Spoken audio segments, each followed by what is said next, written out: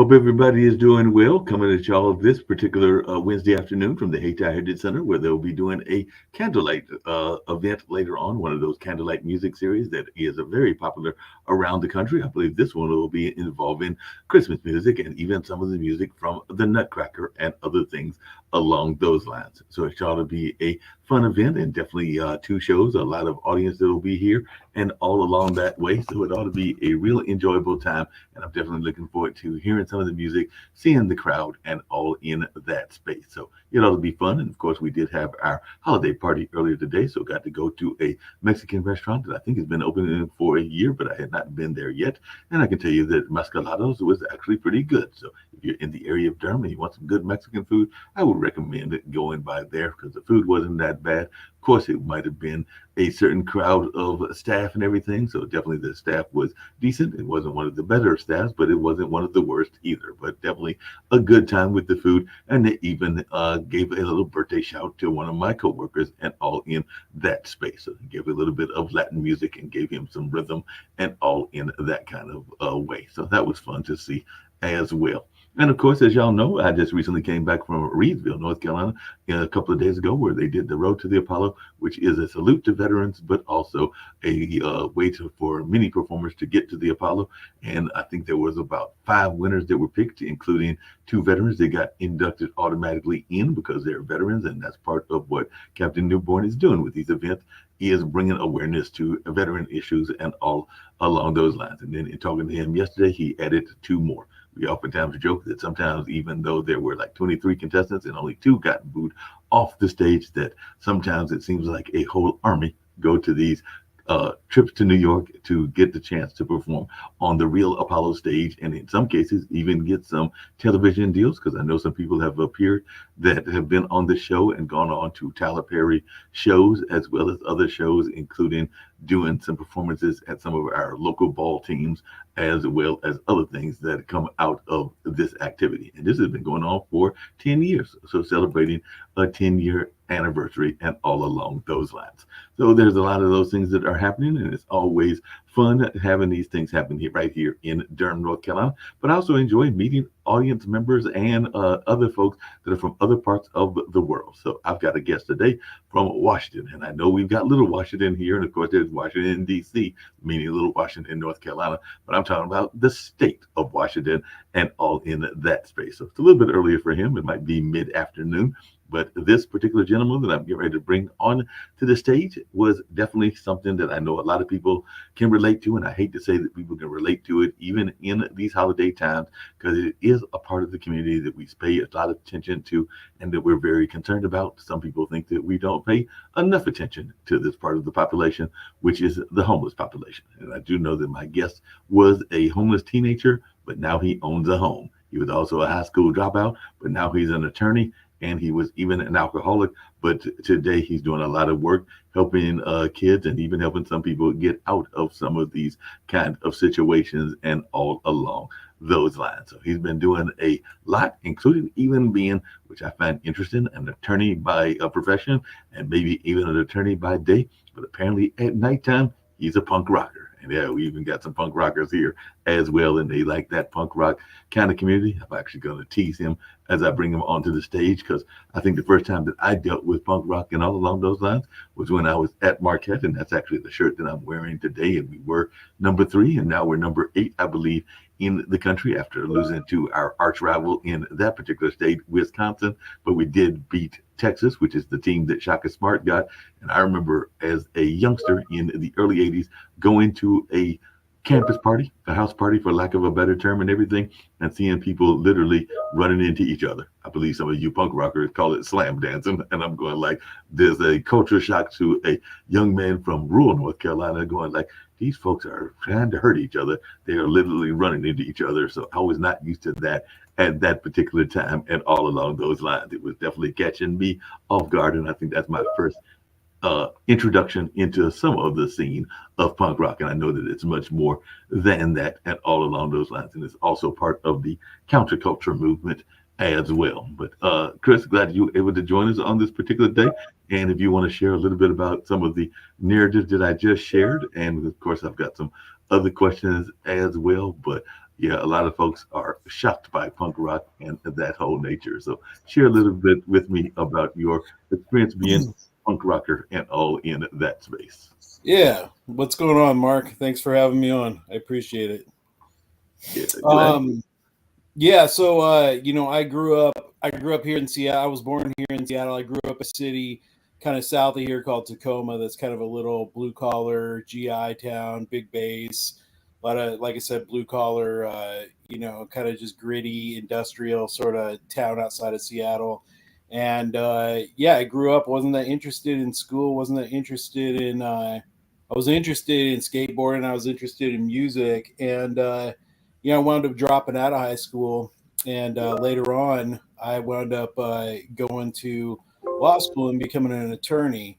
Along the way, I did a lot of drinking, a lot of drug use, a lot of hanging around the music scene here in Seattle, in Tacoma, and I felt like I had an interesting voice. I'd been writing my whole life.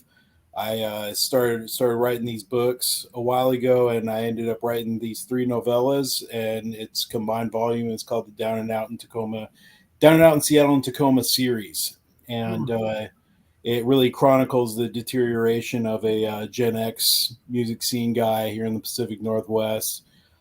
He's got pretty severe mental health issues. He suffers from homelessness at points in the book. He certainly suffers from drug addiction and alcoholism. And also, I used to be a workers' rights attorney, and I represented plaintiffs in discrimination and wrongful termination actions and wage theft claims. I went to work for the city of Seattle in the prosecutor's office, and what we do there is misdemeanors, and I get to see that what who's committing these sorts of misdemeanor crimes is. It's really, it's a tough situation because it's mostly people that are suffering from homelessness or near homelessness, people that are suffering from substance abuse disorder, and or people that are suffering with mental health challenges. So it gave me an interesting perspective on how to actually kind of wind down the book when the character starts to seriously deteriorate.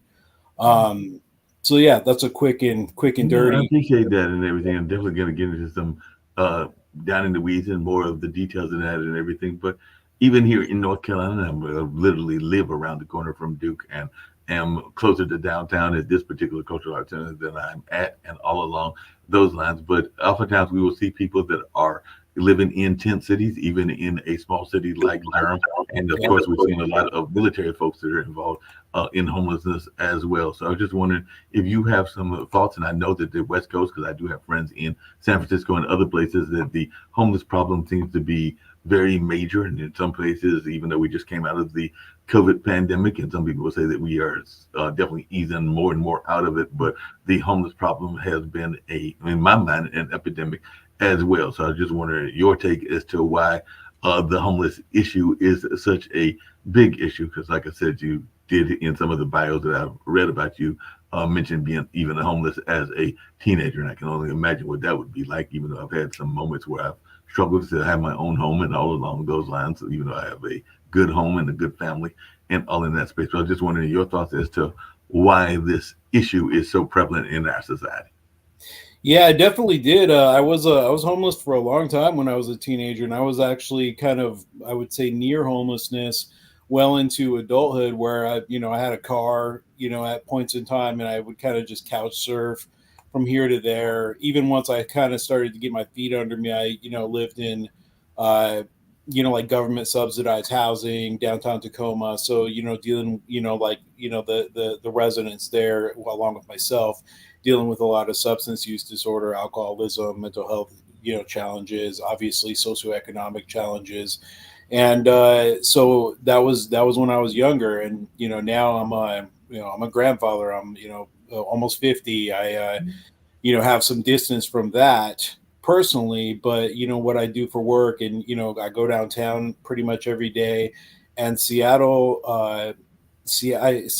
is suffering from a very large homelessness problem, and also suffering from a lack of social safety net. It's just not there. So as like a prosecutor in the city attorney's office, all we do is misdemeanors. And other than the traffic stuff, the other misdemeanor crimes that we're dealing with, we're talking about like, somebody walking into the Second Avenue Target and walking out with a bunch of stuff. That person is almost invariably going to be suffering from substance use disorder, homelessness, and or mental health challenges. Same with, the assaults, the harassments, the petty street level crime is being perpetrated by a certain group of people, and it's a group of people that don't have any resources. So they're prosecuted, they go to King County Jail for a little bit, a couple of weeks or something. They get out. There's still no resources there for them. There's no social safety net. We're just essentially pushing them back out onto a downtown street with nowhere to go and nothing to do. And of course, you know what I mean. Like, to get by, people are going to recommit the same sorts of things that they were doing before. And I think that COVID obviously really brought the situation to a head. I mean, there's always been homelessness issue in Seattle, and I'm sure every other big or even smaller city, but it's a lot worse. There's definitely tent cities all over the place, and it's that, and there's not, the only tool that I have is as an attorney, but it's not the right tool for the job. We just don't have that tool. The tool doesn't exist. It's not here. So, yeah. That's interesting and everything. I was just wondering, because I do know you have this book. You mentioned it earlier and everything. How much is the book based on your own life? Because I do know that there's that character, Jack, and I just wondering how much is the down and out character based on your own life. And I'm also imagining that both as an attorney, and if you're like me, you're a gregarious person, you probably just talk to people in general, and it might even be based on some experiences of folks that you have met that aren't necessarily your own life and everything around that nature. So I just wondered how much of the book is based on your own story of real life. You're right. I talk to everyone. I go no matter where I go, it's like somehow I end up in a conversation. I mean, like, I was sitting in court, and I know every court staff person that works at Seattle Municipal Court like intimately, because like when we're on recess, I'll just start talking. You know what I mean? And but yeah, I mean, so. I think to me, it's like, so the stories are definitely fiction, but they're heavily informed by my own experience. I don't think that, I mean, there are definitely a lot of people that write like semi-autobiographical or just strictly autobiographical books, memoirs, etc. I never write those sorts of things. I'm always writing a story, but the thing is that it's like it's pretty hard to disconnect the person and their experiences from the story that they're telling. So to me, there's a lot of me in there, but it's not me. The character in the book, Jack, he suffers from things like alcoholism and mental health and homelessness in quantities much greater than myself. So I definitely, identify as an alcoholic. I've been sober for a very long time. I don't really identify as a drug addict. I have some mental health issues, anxiety, depression diagnosis, but not the sorts of, like severe issues that the character in the book suffers from. So to me, like I've always thought of like, there's a narrator in the book and there's a character in the book, and they kind of speak over each other interchangeably. And I always think of like, them as kind of two different versions of the same person. The narrator is the, more well-spoken person who's kind of telling the story. The character is crude and uneducated, but not unintelligent. He's just, like a different version. He's what could have become of the narrator, or the narrator is what could have become of him. So I identify a lot with that, being of, kind of both minds there. But the story is a story, and I, kind of push these two versions of this person together to tell it. Yeah, no, you were always a writer, because I know that even in my own life, I wrote for a mimeograph school paper that I put together. I think that was even in grade school and all along those lines. And I have definitely done some other writing as well. So I would say I've been a writer for a large portion of my life and everything, and still do some writing, even though I don't do nearly as much as I used to do and everything. But I was just wondering, has writing been something that you were always doing? Did you really enjoy writing, like maybe the English classes when you were going to school in Washington, or is writing something that you developed later? So when did you actually get involved in writing, and has this always been a passion of yours? Yeah, I was always doing it even when I was a kid. I was always writing stuff down. I was, always writing like little, stories or writing pieces of dialogue, portions of conversations that just kind of popped into my head. I didn't really know what to do with them, but I thought they were interesting, so I'd write them down. I was always writing down story ideas. I used to have this thing. It was like it was a Halloween decoration. It was like a hollow plastic skull, and it's like I used to just there used to have like hundreds and hundreds and hundreds of little strips of paper of like story ideas I'd written down, and I'd just toss them in the skull, and and most of the time that's all that ever became of them. But sometimes I would go through it and be like, "What is this?" I wouldn't know what this was, but I'd look at this and be like, "Oh, this was a good idea," and I'd sit down and write a story. So I've just been writing stories like that forever. I didn't write real great. Like certainly like getting an education, like greatly, like increase the quality of the work. But I was always writing. I was writing when I was a kid. I was writing, like when I dropped out of high school, I was writing in my 20s. I was writing when I got myself together and went to college. I was writing when I was in law school.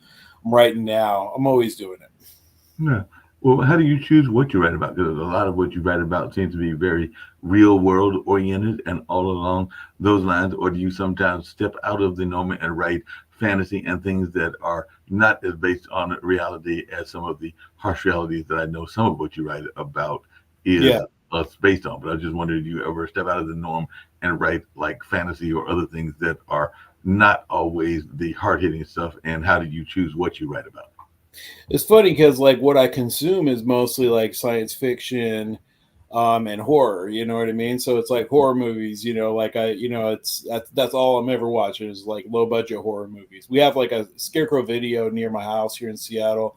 It's like the biggest video store in the world, and they have just everything that you could imagine. And I go in there and I like rent horror movies, and I rent stuff that the staff are like, oh, what's this about? I'm like, so I always feel like like that should have been my job rather than being an attorney. I should have gone to work at the video store, but I don't know if I'd be able to support my wife and kids working at the video store. But then in science fiction, that's what I consume: science fiction and horror. But like what I write, it's not always like so much based on like on my life experiences, but it's I almost always write stuff about normal people in fairly like normal circumstances. I just think that there's a better, more real story to tell, about normal people doing normal things. And I think that, creating like, experiences and drama, like with, just, what happens in people's ordinary lives is, I think some people think it's challenging. I think that it's like the most compelling thing to write about. And when I start writing, I never really know what it's going to be about. I don't really have an outline for a story. I usually just sit down, I have an idea, and I just start knocking out a couple paragraphs about, like this is such and such person doing such and such thing. Then what happens, and I just kind of let, the characters kind of just take me on a ride. Yeah, that makes a lot of sense. I want to bring in one of our other guests. Like I said, sometimes it's two, sometimes it's three, but I want to bring in Doug Brinker. He is a veteran and definitely involved in the veteran space. And like I said, even the Road to the Apollo is a salute to veterans. And I know that Doug Brinker is a disabled Iraq veteran. I think that he's been through a number of things in that space, but he's also one that deals with making sure that our veterans are dealing with mental health and all along those lines. So both of you, I would consider to be survivors and all in that space. So I would definitely love to have Doug join at the end of the conversation and even share a little about his story as well. So Doug, glad you're able to join us. And I've got Chris Stockwell with us as well. And in both cases, because Chris went through some things in the homeless population as a teenager and is now a successful attorney. And I know that you served in the military. And like I said earlier, my friend Captain Newborn, ironically, that is his first name, not his rank, because I don't think he ever served in the military, but his parents, maybe they had aspirations or whatever, but they gave him that name. And I think the family has had that name for 3 generations, but he is a veteran advocate. And we've been doing this Road to the Apollo, which is partially around finding talent, but also around veteran advocacy, because even sometimes talks about the lead water down in, I believe it was Cape, one of the Camp Lejeune, that was definitely contaminated and impacted a lot of people down in that area and all along those lines. But I just wondering your take on the plight of the veterans, because we know that even some of the veterans can fall in this homeless situation as well. And we do know that there is a lot of concerns around mental health as well. So I'd love to hear a little bit of your narrative and a little bit of your story as well. Well, thank you, Mark. Chris, nice meeting you. It's an honor. This is my very first podcast guest. Good to meet you. So a quick backstory. I actually was homeless by choice when I returned in November of 2004. I chose to, that following summer, summer going into early fall, I chose to be homeless because of pride, because of honor. You know, my core values from the military. And I didn't want my mom and stepdad and friends to know that I didn't have a place to go, even though I knew they offered up places. And so that was my struggle. And thankfully. Just really quickly, in that same kind of philosophy, because I can relate to that to some degree, because I know that, rents are due and sometimes you get caught in a pinch and all along those lines. And I remember it was maybe about 10 or 12 years ago, literally being, for lack of a better term, evicted out of the apartment and all in that space. So I did spend, I think it was a day in a shelter and all along those lines, a day or two. And then also maybe spent a day or two just kind of like trying to find any space that I could find. I think there might have even been living outside and even being outside near a church. And it might have even been the fall or something like that. And we were having one of our relatively mild North Carolina falls. But to your point, Doug, I think part of it was pride. And we know that a lot of times they say pride comes before the fall. And I did eventually find a place. But yeah, I think there was like a period of, it wasn't long, maybe 2 or 3 days that I was doing what you're talking about and just trying to survive the best way I could, including putting myself in the shelter for a day or two. So to both of you gentlemen, do you think that that is sometimes what happens even with some of these people that decide to go to tent cities? Because I do know some folks even here in Durham, North Carolina, that live in these tent cities and will sometimes create tent cities underneath bridges, sometimes out in wooded areas or a number of other places. So I was wondering, do you sometimes feel that people are afraid to ask for help, and in some cases when they do ask for help they don't get the support that they would like? Because I know a friend of mine just recently moved to a new apartment, but he was under the threat of being homeless, and I know he reached out to churches, he reached out to a number of other organizations that you would think would be helpful, but they weren't as helpful as he was hoping and all in that space. So I know that there are institutions that are supposed to be helpful, but sometimes they have their own rules and regulations, and we don't always want to follow those rules and regulations. And sometimes I think their rules and regulations may be problematic, but that's just my own thoughts and everything. But I just want to y'all's take around this notion of pride, and also if the community in general is doing enough to support our folks that are being homeless. So I'll start with you, Doug, but I definitely want to hear from Chris as well. So I actually slept in my vehicle for 5 months before my hometown of Jackson, Michigan, and the Community Action Agency Veterans Housing Program reached out and helped me out and put me up in a nice apartment for 3 years before I actually moved over to Eastern Michigan University campus to begin my bachelor's work in marketing and communication. But way prior to going back, into the mid 90s, before I made my first attempt at suicide, I struggled significantly. My book is in the final stages.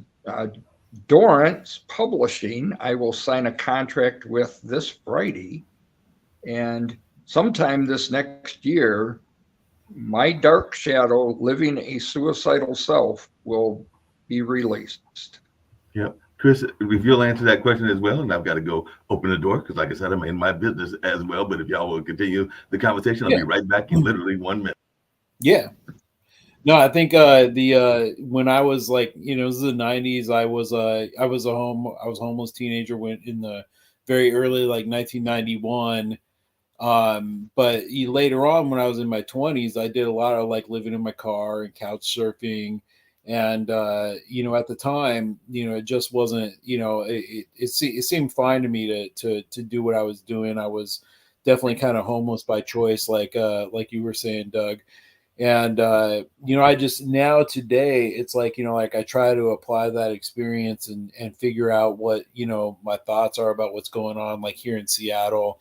Like there's definitely like tent cities all over the place, but it's like the I feel like, what I mean, like what's happened especially over the last few years is that there's been like a lot of people will get like say like evicted from like their place that they're living.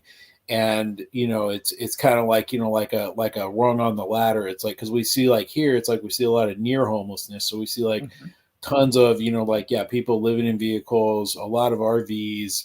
But then what I mean, you start to see like tents, and it's like I feel like it's just kind of like a like a drop from here to here to here. And I mean, here in Seattle, it's like we have like some places like some of the old downtown hotels where they've like housed people. We got a lot of these tiny house villages around town. But you know what I mean, like we don't have like like the capacity, like we don't have like a an apparatus to actually like deal with the influx of like people into the city that are suffering from these issues. And if we're talking about the housing issue, we're still ignoring the mental health issue. We're ignoring the possible substance use disorder issues that come along with that. And we don't have a solution to that either. And I know we didn't talk before this, but I'm a prosecutor at the city attorney's office now, and we do misdemeanors. And it's like, that's pretty much what we see is like people that are committing like misdemeanor crime are usually suffering from substance use disorder, or and I'm a recovered alcoholic too. Or they're suffering from mental health issues, or they're suffering from homelessness or near homelessness, or a lot of times they're suffering from all three. And housing is great, but like there's other things there. And it's like I can't speak for everywhere in the United States, but Seattle is is pretty is pretty liberal as far as like like providing services like that, and we can't keep up, you know what I mean? So I don't know what other places are doing, but we don't have an answer, you know what I mean, for what's going on. So here in Michigan, my hometown of Jackson, Michigan, population around 30 to 35 within the city and about 138,000 within the county. But we have a tent city right downtown. I don't know, 20, 30 people maybe. I'm sure some of them are veterans. I know that we have a lot of we have programs that are working with homeless veterans currently. And in the state of Michigan, here just recently, I participated in the director's program, the MVA, Michigan Veterans Affairs Agency. The director and coupled with a legislator, they funded 13 $150,000 grants to 13 nonprofits to apply. And the agency that once helped me just received one of those $150,000 grants to address the homeless problem here in Jackson, Michigan. And we know I'm working with Command Sergeant Major Russell of the Michigan Army National Guard, Director Love, who's the new MVAA director, and we're going to make it a top priority in the state of Michigan to eradicate as much as possible veteran homelessness. And like you said, the substance abuse, mental health. I'm a veteran peer support at the very same agency that I went to for services after my first suicide attempt, August 7th, 1999. I am now an employed and have been 6 years this coming January 8th. I work for the same agency that I used to get services from. And that's even in my book. So yeah, mental health, substance abuse, homelessness, it's all bundled together. Yeah, absolutely. Hey, cool. Just really quickly and everything. Hey, Douglas, you kind of mentioned it earlier, but how much is the issue of suicide a problem with our veterans and everything? Because I've definitely heard a lot of people. I've known that even my friend is involved in that space talks about it, and I do know that even here on the network we have a show around bullying, and I do know that bullying is a issue in the country. I would argue that that might be an epidemic as well, but I do know that a lot of people are, you know, going through a lot in life, and sometimes they want to take themselves out, whether that is our military veterans or just people in general. But I just wanted your thoughts about the influx, and so I've heard the figures among our youth is ridiculously high and all in that space. But I just wanted your thoughts around why we are seeing such an influx in people that are interested in not being a part of society and even taking themselves out. And it seems like you have both maybe to some degree dealt with that. So I'd love to hear from both you and Chris as to the why we're seeing so many young people and just people in general that are frustrated and don't want to necessarily be part of this world that we live in. So first part, we know just recently numbers came out, women's suicide rates for veterans is up 43% by gun. Wow. 43% by firearm for women veterans. We know that well over 6,000 veterans a year take their life roughly every 83 to 87 minutes. Numbers aren't only captured by CDC and other organizations, the VA and such, but what about the unreporteds? So what I've understood, there's 4 death code certificate assignments by a coroner for suicide. If a family chooses, in my own VFW post, 423 in Ann Arbor, Michigan, one of our past post commanders 21 weeks ago this Saturday in the Ann Arbor VA parking lot took his life by firearm. If we as a society are not doing more by getting 988 out into the communities, that's my big push, is for only 17% of the world, of the United States, knows what 988 even is. And from a veteran's perspective, it sickens me not only to be affected by it personally, besides my own attempts. I could have been one of those statistics twice, but more importantly now, learning that women turn to suicide probably because of military sexual trauma, probably because of bullying, like I went through a lot of my earlier years of life. We got to do something different. And I know there's probably a copycat factor involved with the suicide. I was just reading this morning that a Michigan teenager is being convicted once he becomes an adult because he cyberbullied a Texas teenager to complete suicide through video gaming. And Mr. Attorney, you probably may have heard that story. It's a Michigan teen and a Texas teen. They aren't releasing names, obviously, because of the minor age in the process. But yes, a Michigan teen cyberbullied through video gaming a Texas teenager into suicide completion. And along those same lines, Chris, what is your thoughts? Because one of the groups that I am concerned about, I don't have any kids of my own, but I do have 2 nephews that are 14 and 15, and I've got a number of friends that have young kids that are even in their teens and in some cases 20s and 30s. And I do know that a lot of our young people are being cyberbullied, and they're also dealing with a lot of mental health issues that are sometimes leading them to suicide. And you are relatively young. I mean, I think you said you're about ready to hit one of those 5 numbers, maybe 50 or something like that. I'm actually getting ready to hit a little bit above 60s and 62 age myself and everything. But I just wanted your thoughts around the nature of how our youth are handling this as well. Yeah, I wish that I could put my finger on like a reason why I thought that we were dealing with this, but it seems like, like at least in this millennia, it's like, like we hear a lot about like, like veteran suicides, but we're hearing like a lot about just, like suicide prevalence, like in society. We have like an intern in my office, just recently, she was there over the summer and, she was about to finish her, start her last year of law school.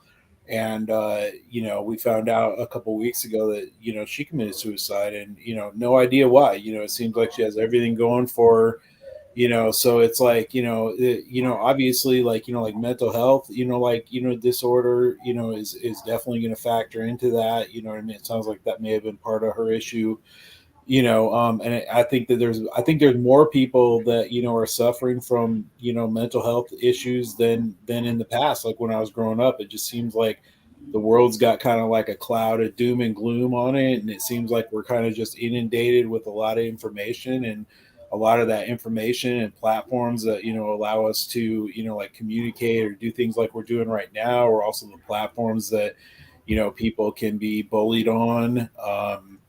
I think that, you know what I mean? Like when people feel like there's not, like opportunity that factors into it. I mean, we have like a society that's pretty unequal. I mean, we have like a society where like some people are, like a handful of people are doing very, very well. And, like we continue to develop new research and technology. We continue to like make these big strides forward, but like not everyone's getting like pulled along with that, so it's like there's a widening gap. And I think that, you know what I mean? Like, we went through this COVID epidemic, and, like it just seems like it's like a million things hitting the fan at once.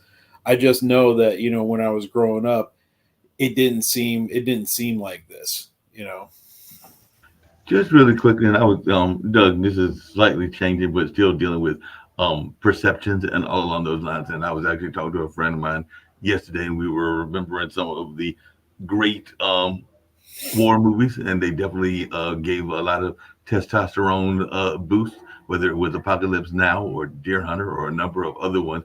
But sometimes it seems like the military doesn't have the respect that it used to have, and all along those lines. So, as a veteran, I was just wondering your thoughts as to whether we're doing enough to support our veterans, both when they go off to war, whether it's going off to the Middle East or going off into Europe or a number of other places. I'm just wondering, as a veteran, do you think that we as a society are doing enough to support our veteran population? Well, that's a two-sided question because I deployed to Iraq and I actually arrived in country April of 2004, medically retired November of 2004 from a deadly near fatal staph infection. I have a Marine veteran son, just got out of the Marine Corps just over 6 months ago from Camp Lejeune, motor transport. He never deployed. However, one spring early morning, I got a phone call. And it was him at 1:30 in the morning, not feeling safe because of a situation with a relationship. But I think, in my personal opinion, I don't know what they do in boot camp. I haven't been in boot camp since 1981. But I think part of the onboard training in boot camp, there needs to be a dedicated 1-week class focused on mental health. Because if some of these people are coming in broke into the military, I guarantee, is going to break them even further. And if they're afraid to reach out and ask for help, 547 active duty personnel took their life last year alone. Wow, and I'm some sure serious that numbers and everything. I'm sure that number will be there somewhere at the same, maybe a little lower, maybe a little higher at the end of this year. So, in my opinion, I personally don't. I know they do some mental health on the transitional out process, because I asked my son that.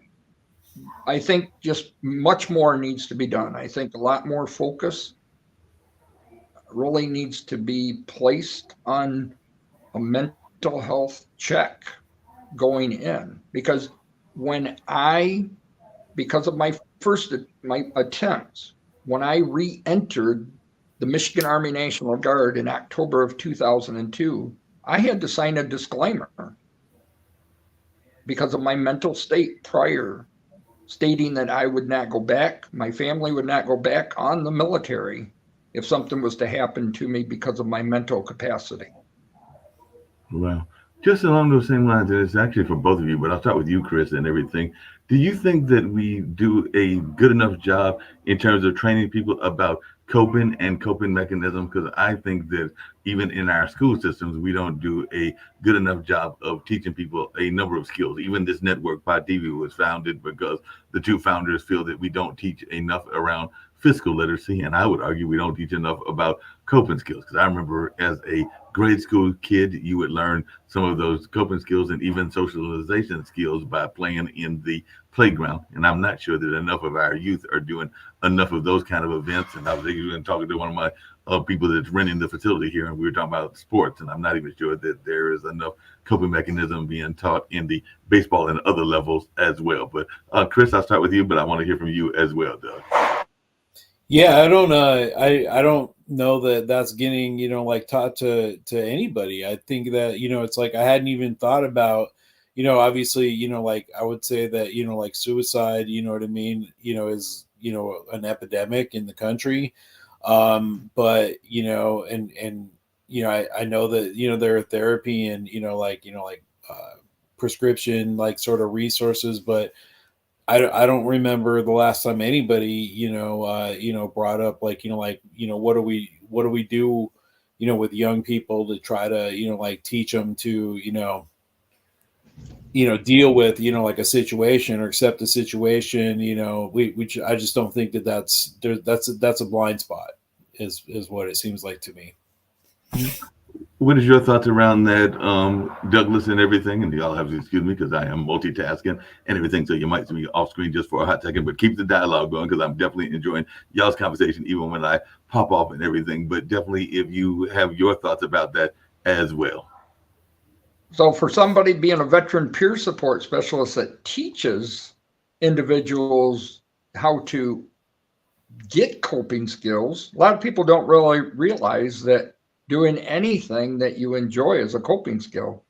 People just think, oh, it's my hobbies, but things like journaling. Most people don't understand that journaling actually helps redirect your serotonin and oxytocin in the back of your head to balance out. So that way you're feeling good about yourself. Same with coloring. Coloring redirects. Listening to specific music is a coping mechanism. Some people, when I get upset, which isn't as often as it used to be, but sometimes I'll find rock and roll on the radio and I'll just blast it out for a few minutes. So in terms of sports, I played sports my whole life up until I got hurt in Iraq. And yeah, definitely in sports, I don't know what goes on in the locker rooms, what goes out on the football, baseball diamonds, basketball courts, wrestling, soccer, tennis, swimming. But I just think that as early as we can place a focus on mental health awareness, knowing the 5 signs. I have a shirt under this that says knowing the 5 signs, that the VFW is proud to be behind. And it all starts probably back in maybe 4th or 5th grade of teaching these young future leaders that it's okay not to be okay, but it's important to reach out when you're not feeling safe. And if we make a concerted effort as a society, we're all human. This is America. Yes, we have our beliefs, we have our viewpoints, but we're all the human race. And if we're not taking care of each other,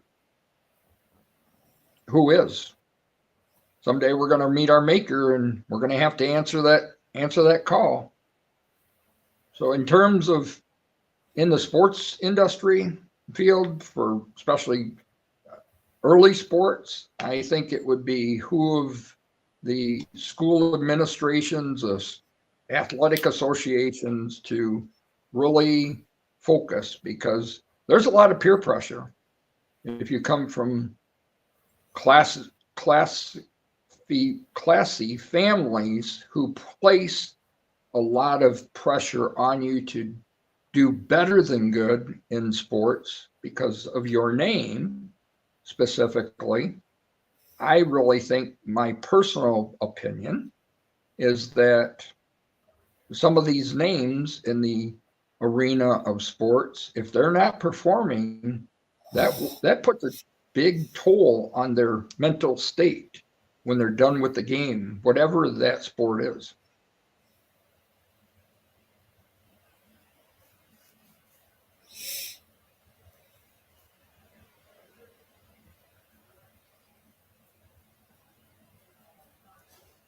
And I don't know, Chris, did you ever play sports back in high school? Yeah, I mean, yeah, I'm still athletic. I mean, I'm like a like a strength trainer. I do a lot of deadlifting, squatting, bench pressing. I mean, that's my main hobby is like hitting the weights. And I mean, like as far as we're talking about coping skills, I mean, like you're right on. I mean, it's like like hitting the weights is a coping skill, playing the guitar is a coping skill, turn on music's a coping skill, writing's a coping skill. Yeah, I don't know, like where young people are getting, like instruction on, like how to, like pivot away, like, say like, look, man, like this is what's going on. I accept that. Now I'm gonna like pivot and do something, you know what I mean, that consumes my attention, and it is what it is. I mean, it's like, and I feel like, Speaking of which, and really quickly, just pivoting again slightly the conversation, but how much has music influenced you? Because I know, Chris, you are definitely in the music space. You have been a punk rocker. I don't know if you're still in a punk rock band, but how much has that influenced you? And I know sometimes there used to be this notion, even around the 60s, and I would argue there were other periods, even maybe the 80s and 2000s, where people had good things to say, but also sometimes bad things to say about what people sometimes call counterculture, and all along those lines. And punk rock was definitely part of a counterculture movement. So I just wondering what your thoughts are and what your definition is of counterculture, and do you feel that punk rock or even grunge rock is a part of counterculture?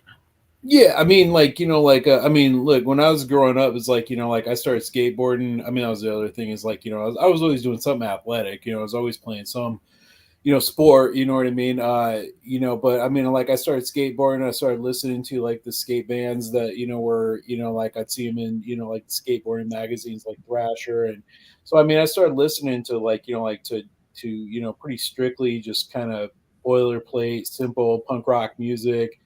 But it's like, it has there's a message there. It's definitely the counterculture. It's definitely the, like middle finger, to, authority, ethos there, and so it gave me, I mean, it informed a lot of the way that I thought about the world. I mean, what I took away from, like that is, like injustice and inequality in the world, and like how wrong that is. I grew up, and it's like, like I learned to play some instruments, and I don't just listen to like like a like a 4-piece punk rock band where they play like 3 power chords over and over again. I mean, I listen to like a lot of like ska and like reggae, a lot of like like 60s like psychedelic rock, and listen to some heavy metal. But it's like I just like music. It's like like at this point it's like I'm just always trying to find something new to listen to, and it's a huge, like I said to the prior point, coping mechanism. So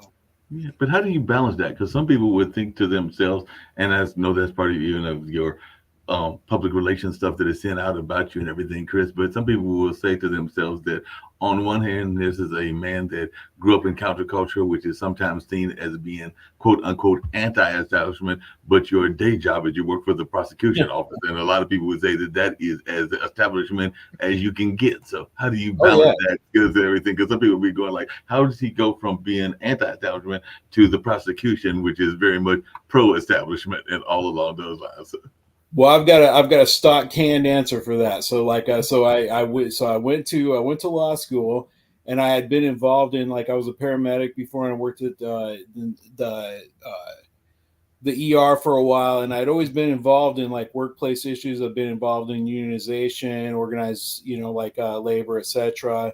I was a Teamster when I was a medic, and I was in SEIU when I worked for the hospital. I went to law school to become a workers' rights lawyer. And that's what I did for like several years. And what I represented were like workers that were suing their employers because of discrimination, because of wrongful termination for some sort of protected activity, or because the employer had like stolen their money, wage theft. And, and I was out on my own. I did it myself for a long time. So I really kind of, I guess, was about as counterculture as you can get in the profession. But I also wanted to develop, like good trial skills, and the opportunity to go to work at the city attorney's office popped up. And I didn't care so much about being a prosecutor as I cared about, like professional development. I do think that, that you kind of like, you come to a space in your life where it's like, this is, these are the ideas I grew up with, you know what I mean? But you know what I mean? Like, at some point you kind of like recognize that, there's got to be some, some guidelines. There's got to be some, some guardrails up, you know what I mean? Because I never, like, anarchy was not something I ever got from punk rock. Like what I got was, like a sense of, like injustice in the world.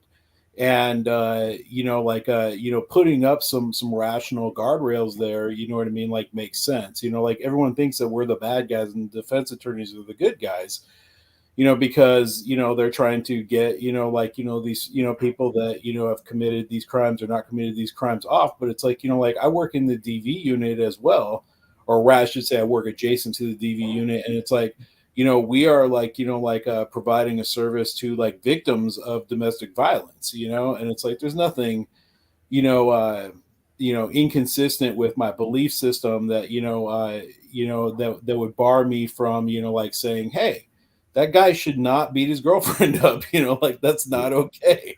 You know what I mean? So it's like, I view it from the perspective of, like if you're looking at it, you know what I mean? From this angle, you know what I mean? Like, like it's completely consistent. You know what I mean? Like if I was 15 and some guy was at the skate park and he was beating on his girlfriend, I would probably go beat on him. You know what I mean? So we're doing the same thing in city attorney's office. We're just not beating them with our fists. You know what I mean? So that makes a lot of sense. But Douglas, and this is actually to you, and it's a kind of similar question and everything, because when we think about people that live by rule of law and order and all along those lines, that is usually the military, and all along those lines, because definitely that is what is indoctrinated into many people in the military when they first go in. Part of this notion of having to follow certain rules and certain regulations and everything in that space. And of course, there's always that conversation about join whatever branch you want to join, because you get to travel and see the world, which we know you do get to see, but maybe not as much as you would do as a tourist, even as a citizen, because a lot of times y'all are there on duty. And I'm just going to tell you, Douglas, in all honesty, I've got some friends that are, Douglas disappeared, so hopefully he'll come back. But I was going to say, I've got some friends that have been in the military, and they can be some of the most revolutionary people that I know in all of that space. So we'll see if Doug makes a return trip. But that's where I was going with that, is that I know some military folks who are going to be quite revolutionary. So we'll see if he makes a return trip. But while I'm waiting to see what he comes back or not, and all along those lines, I was just wondering, in your own conversation and your own thoughts, do you think there are some misconceptions that people have about the Pacific Northwest, just Tacoma and Seattle? And if so, what are those that people have? Because you are from that part of the country, and I know that there are misconceptions you have about the South. There's some people that think that we in the South still are a hick society, even though in my mind, North Carolina is really about 4 different kind of states in one, because going to Asheville is not the same as Charlotte, and where I'm at in the middle of the state in what we call the triangle is much different than the triad. And of course, there are some very conservative areas as well that are very pro-Trump, but we also have some very pro-Biden kind of people as well. So it's just a mixed bag here in this particular state, in my mind. But I just wanted your take on Pacific Northwest culture and Tacoma and Seattle, to be exact. So misconception. I guess the misconception would be that people think that everyone in the Pacific Northwest and Seattle is are passive aggressive. Right. This is like a prevalent like misconception. It's like, like it's got nicknames. It's got like, like called like the Seattle Freeze, and the fact of the matter is that, like I grew up, like in Seattle and Tacoma, like, in the, 70s, like, like I was born in the mid 70s, grew up, like in the 80s. And it's like, when I was growing up, Seattle was a lot smaller. And most of the people in Seattle were people that were, like born here. And, there are a lot of them blue collar workers. So you're talking about like, like timber workers, logging industry, Boeing. By like the 1990s, the technology like population boom started to happen around here. And as far as I can tell, when I was growing up, I mean, the sort of people that you see around Seattle when I was, like a kid were, like I said, the guys in the logging booths and, like people that had just come from like, like the, the Boeing factory, and it was I mean, it was definitely skilled labor, but like but it was a lot more of like a like a blue collar vibe, you know what I mean? And those people weren't passive aggressive at all, you know what I mean? Like like growing up, like I guess what I'm trying to say is that like when I'm talking to someone that was born here, that grew up around here, they communicate very differently. To me, it's like, like the people that moved into the Pacific Northwest in the 1990s that brought the passive aggressive, behavior, you know what I mean? So I think it's more of like a socioeconomic, like thing, you know what I mean? Like, like the defense attorneys, that, like work at the Department of Public Defense, almost all of them are like, like kids that they recruited from Ivy League schools and like, from like Harvard and Yale. And it's like everyone who works in the prosecutor's office, we all went to like state schools. We went to like UW, and, it's like, like we're municipal workers. It's like, like we, like relate, like the way that you would expect people to relate. But it's like all of the defense attorneys, like I feel like bring a certain, like, my shit don't stink attitude, to, and it's like, so I mean, I see it, like there, I see it at work. I see it like in my wife's industry and technology. And it's like, I think it's a bad rap. It's not people from the Northwest. It's people that came to the Northwest.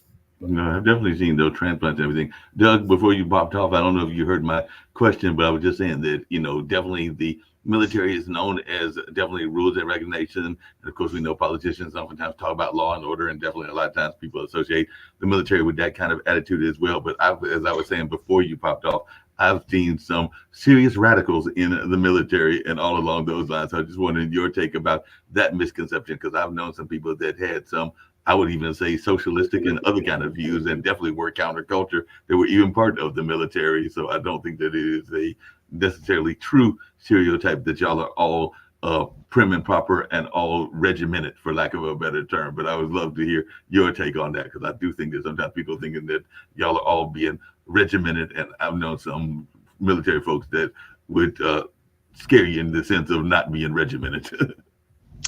It's funny you say that, because I was in the Navy first before I went to the Michigan Army National Guard. Navy was more of a gym class of rules. When I went to Great Lakes, Illinois in boot camp, it was more of going to gym class than anything else. Where I know in the Marine Corps, what I've heard from my Marine vet son is that the Marine Corps, you got yelled at before you even joined. You were getting yelled at. I watched that. I witnessed that with my son before, when he was a poolee, before he even shipped off to Parris Island for boot camp for 13 weeks. I watched how his recruiter, they yelled at him all the time. They didn't talk to him. And it's odd because you're talking about a young man that didn't like rules. It was a hard life for most of the time. I had to do a lot of drill instructor voice on him to get him to engage, mind you.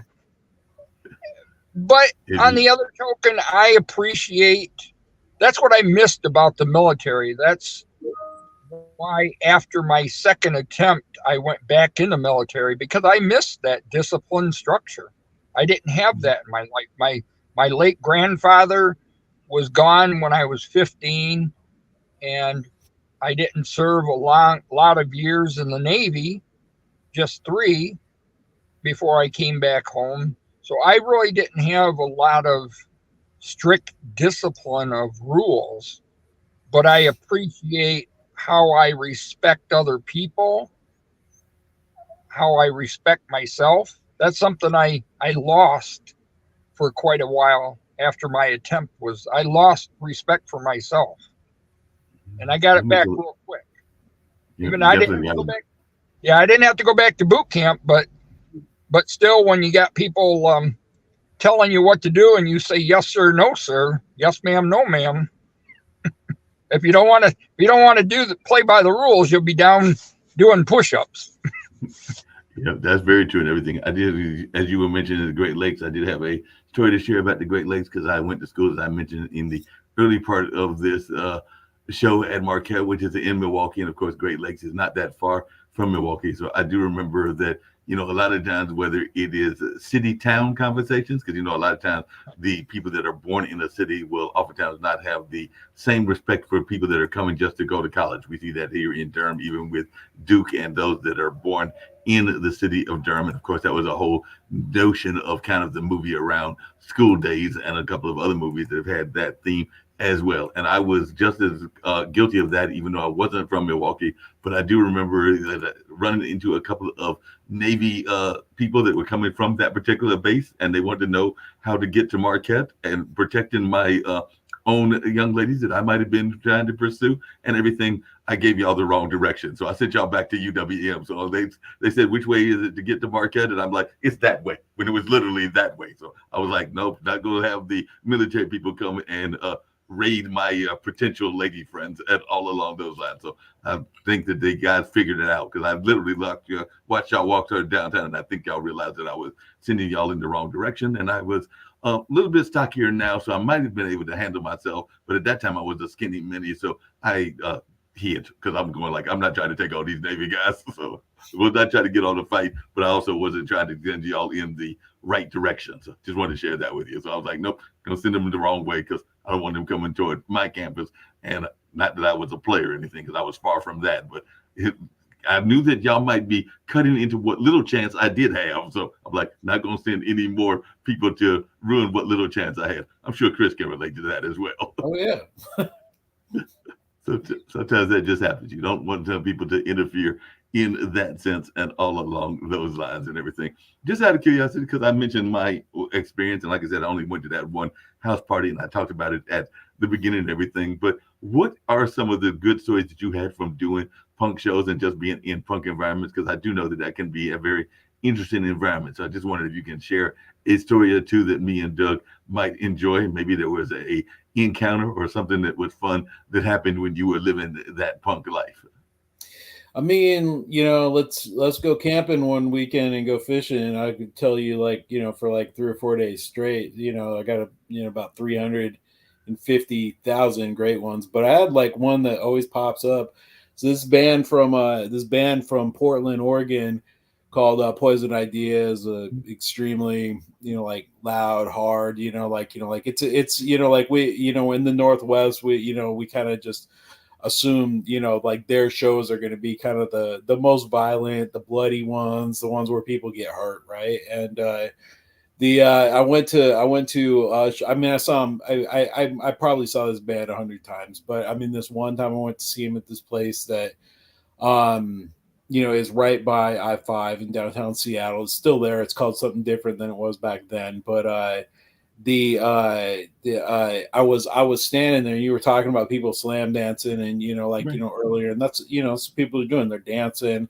Like in a it's rough. You know what I mean? Like Yeah. people are definitely getting like hit and slammed into, and I was standing on the outside because I was holding a beer. I was holding a beer, and like it's like one of those bars where it's like they have shows, so they serve you your beers in like a plastic cup. They don't give you a glass because they know that glass is just going to end up broken, and everyone's going to, broken glass is not a good thing to have it, like in a place like that. And I was holding this plastic cup full of beer, and someone came just torpedoing out of the pit, and they just like speared me like dead, like right in the chest, and knocked me flat on my back. But this is weird because I think I'm left-handed. I'm kind of like I'm Irish, ancestry. I'm lucky, you know what I mean? Like this is like where like my reflexes and my luck like kicked in. I was holding this beer, and as I went down, I was going onto my back, like flat on my back. I tipped my hand like this, like 90 degrees, and I held the beer upright so it didn't spill when I landed on my back. And these like three people behind me like picked me up and like vaulted me back up onto my feet. And as I came up, I tipped it back 90 degrees, and I had the whole beer when I stood up. And they were like, they were like, how'd you do that? And I'm like, I don't know. So I mean the beer should have been all over the wall, you know what I mean? But it was all still in the cup, even though I'd like gone like horizontal midair and flat on my back, and then thrown back up on my feet by like some random people. So it's a pretty good story. Yeah, that's a good story. I enjoyed that and everything. Hey, Doug, just really quickly, what do you think are some of the misconceptions I mentioned going to school in the Midwest that people have about the Michigan area and all along those lines? I got the misconceptions that people have from Chris, but I was wondering, what do you think some of the misconceptions people have about the Midwest in general, but more specifically the Michigan area? Some of the misconceptions, people don't know where they're at most of the time. Because when we explain things, we got to do it the right way. We put that hand backwards. We're not in the same state that we're living in. I think a lot of misconceptions for the state is there's a lot of great people. Mm-hmm. There are a tremendous. I mean, the Michigan alone, state of Michigan has, I don't know how many millions of veterans just by itself. And then you've got a great musicians. Speaking of music, you've got phenomenal musicians that have come out of Michigan. And even here in our hometown of Jackson, Michigan, a young man, Braden Lake, who finished fifth, he is from my alma mater, Little Grass Lake. Wow. Grass Lake is about as big as a couple of parking lots. Wow. And look, he finished fifth in the country on a singing competition at 15 years old. Yeah. He just got named to the all-state for athletics, for baseball and football. And so there's a lot of misconceptions. There's probably misconceptions on weather, how we pronounce washing machine, Coke, soda. I mean, you name it. Yeah, I can definitely see those. And I know one of the other misconceptions, because like I said, I went to Marquette, and sometimes people forget that Marquette is actually in Milwaukee, because I'll have people say, isn't that in Marquette, Michigan? I'm like, no, that's an actual city, whereas the campus is actually in Milwaukee. We have that here in North Carolina too, because a lot of people, and I think that it actually was in the city of Wake Forest, but the University of Wake Forest is actually in Winston-Salem. But people get that confused even here in North Carolina. But I do know I get that all the time, where people thinking that Marquette is in Marquette, Michigan, when it's actually in Milwaukee, Wisconsin, and all in that space. But I do, even to this day, get people that are thinking that it is in that city in Michigan, where it is not, and all along those lines. You know, one thing we talk about on this network and everything, and we still got about another roughly 20 minutes, and we'll wrap up shortly and everything, and there's something I ask all my guests. But one thing we talk about a lot of times is this notion of kind of the imposter syndrome, and both of you are successful and all along those lines, whether you are advocates as you are, Douglas, or whether you're an author and a prosecutor as you are, Christopher, and all along those lines. But how much is that imposter syndrome a problem with you? And if it is a problem, how do you deal with it? Because I know that even in going for jobs and even in going for young ladies, because I'm still 60, I'm still in my early 60s and still in that single space, that there have been times that I've had that inner conversation. And we know with that inner conversation, we can talk ourselves out of situations as well. So I'd love to hear both of you. And like I said, I'll go with you, Doug, first, since I know you got to exit first and everything. But how do you deal with that imposter syndrome? And how do you address that imposter syndrome and all along those lines? Because I do know we can have that inner critic and that inner conversation and talk ourselves out of jobs in a minute. So how do you manage to do that? So I actually experienced that starting with my book. I mean, in the early stages, I self-doubted myself to accomplish anything in life. I didn't feel like I was good enough to impress the right people to get the right things. And I tried to fit in. I tried to like certain people for certain reasons, you name it, whatever I could do to gain, what they say, how to win friends and influence people. Yeah, mine was how to influence people and win friends. And I think my struggle personally was not believing in myself. So many people tend to not have any faith whatsoever in anything they do. And the greatest faith you can have is believing first you're worthy and you're capable of doing anything you set your heart and mind and determination to. And if I think back, for me personally, if I think back 30, 40 years and look at where I'm at today and where I was at 40 years ago when I first entered the Navy, or just getting ready to get out of the Navy off active duty, I wouldn't imagine I would be on a podcast show. I wouldn't imagine that I would be finishing up a book. And so that whole imposter syndrome has struck me on many levels over quite a few years of my life.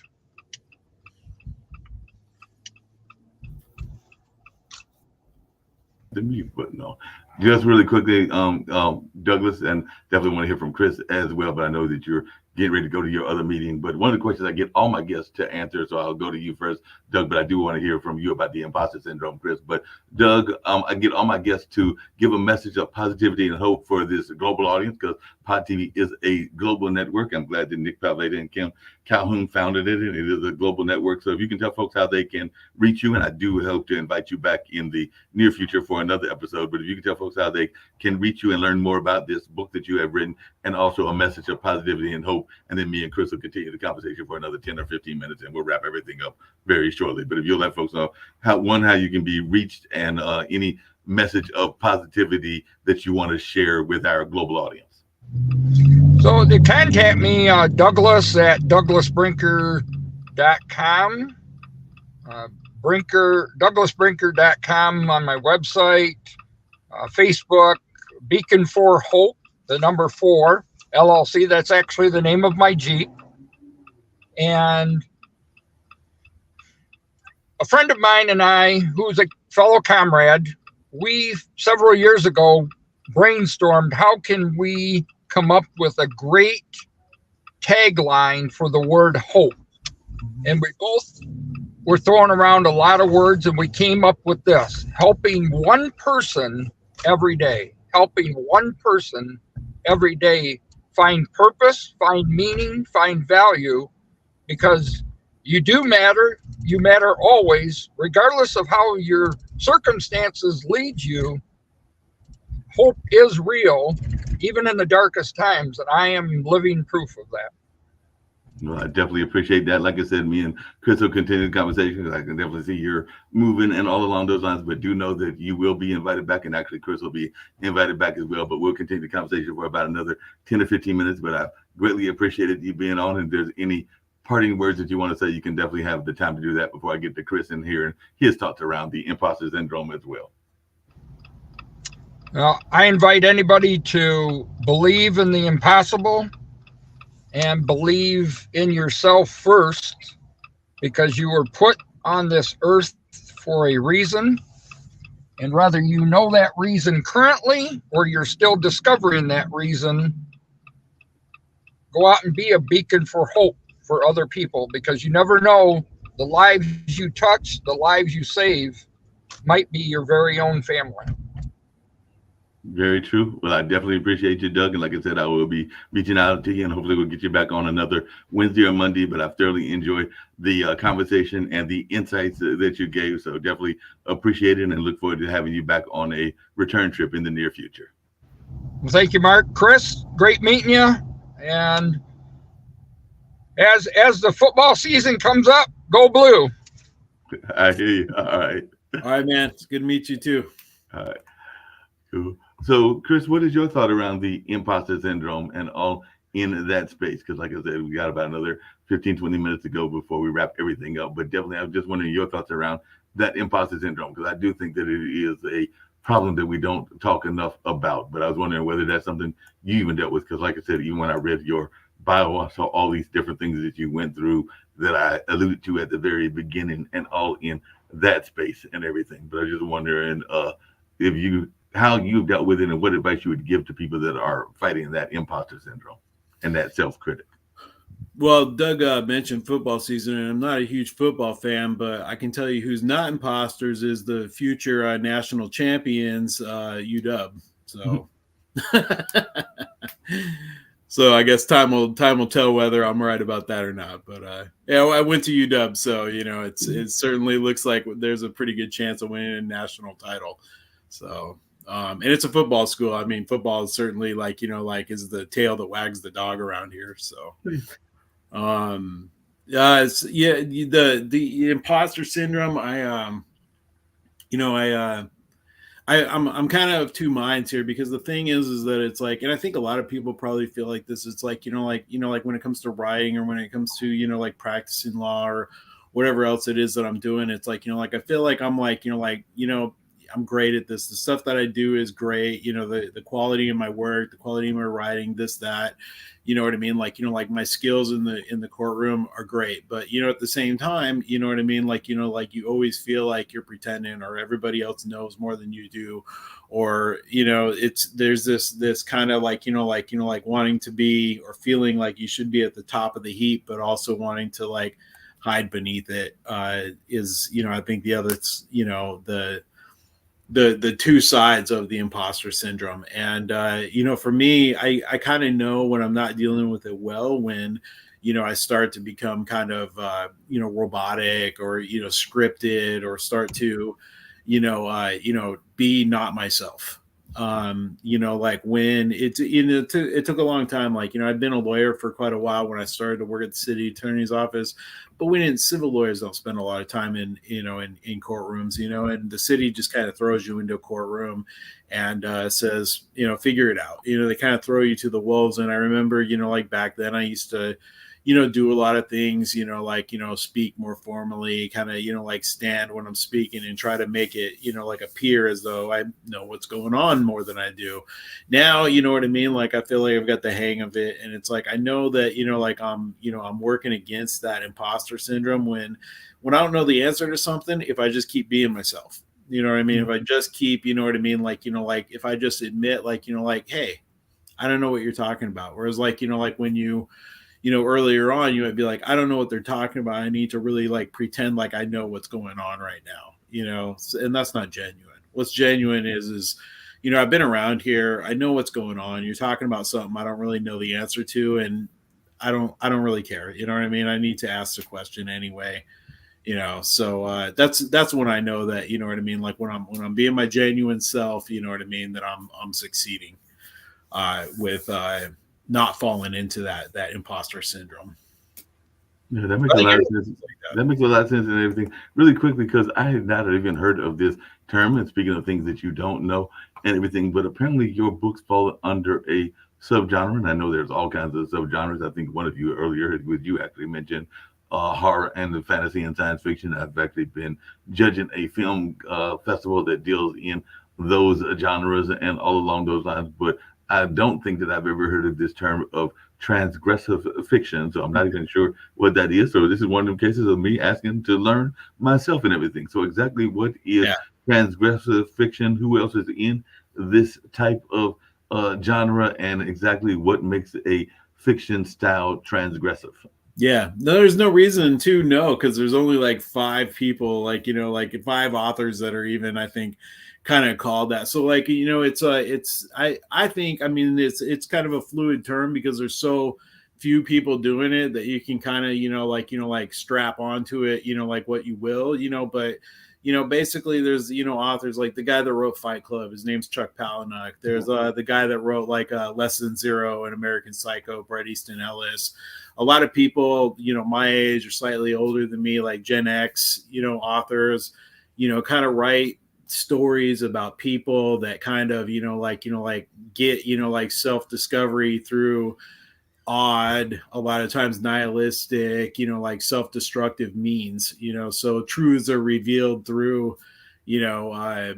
some pretty, like out there, like methods of, like coming to them. And I think that, it's at least for me, it's kind of an outgrowth of like, what I think we call like absurdist fiction, or like, like kind of existential fiction. We got like the Camus, like, The Stranger, and the Franz Kafka's, The Trial and the Metamorphosis, and, authors like that are kind of, like, making social commentary and satire, in kind of a crude sort of, like way. And I think that, transgressive fiction is really just an extension of, what I mean? Like, like doing your satire and your commentary through these means. That actually raises an interesting question, because it's something that I brought up on some other shows with some other artists and creatives. How important do you think it is for creatives to be being involved in social issues and social fights and all along those lines? Because I know that there are some people that are glad when they see artists take a stand, and I know that there are some other people that, whether it's in the creation itself, be that music or drama or literature, they are glad, and then, or even outside, when they just take a stand independently. And I know that there are others that say that authors should stay in their lane and not necessarily get involved in social justice or in causes and all along those lines. So I'm just wondering, in your mind, how important is it for artists to be involved in the fight for justice, whatever justice is to them and everything? I mean, I can only speak for myself, and I can say that, like in my like from my perspective, there's a couple different types of, like artists, right? And so there's like you're like Stephen King, you know what I mean? Like, like who, sold hundreds of millions of books, right? You know what I mean? Like, I don't know what his politics are, you know what I mean? And he's not going to be served, you know what I mean, by coming out with, like his political views about this, that, or the other thing, because he has pretty much universal appeal. Right. And like a lot of, I mean, it's, actors are in the same space, like some musicians are in the same place, but there's a lot of artists whose, persona, from the outset is anchored to the fact that they're putting commentary out there, they're putting satire out there, they're putting their political views out there. So, like punk rock music, right? I mean, like, like the inception, the idea of, like punk rock music starting in England in the 1970s is like a backlash to the Tory takeover in their government, and the oncoming Margaret Thatcher's administration, and in America, the backlash to the Reagan administration, and the ethos of the 1980s. It's baked into the art, you know what I mean? There's no disentangling it because you started from that place. I think that, like writers like me, you know what I mean, are, like we're putting it front and center, you know what I mean? Like we don't have a platform without, like the ideological platform. So, like I'm never going to have universal appeal, I don't think, because there's going to be, half of the population that's turned off immediately. So, I mean, but for me, that's the only way that I know how to be a writer or an artist. You know, for other people, you know what I mean? Like, especially ones that are doing very well financially, probably doesn't make a lot of sense. No, that makes a lot of sense. I like the way that you phrased that and everything along those lines. Another thing that we talked about goes on this show as well as some other shows, including my friend Coco McMillan show, and she used to be a background vocalist for Gerald Levert, is this notion of show business. And actually, I had a friend that their podcast that airs on Pod TV as well, Interludes. But I think they had the expression that it's supposed to be 90% about the business and maybe 10% about the show. And I sometimes wonder if enough of our artists, whether they are authors or whether they are singers or actors and everything, understand enough of the business side of show business. So I was wondering, at what point did you understand the business side, and do you feel that us as creatives, because I consider myself a creative as well, do a good enough job of making sure that we are maintaining the business side of show business? Yeah, I mean, so I mean, from from my tiny like corner of the universe, back in like 2002, I had a novel published through a more kind of traditional publishing house. It didn't sell well. The publishing house didn't really take a lot of effort to like go out and really like get it out there.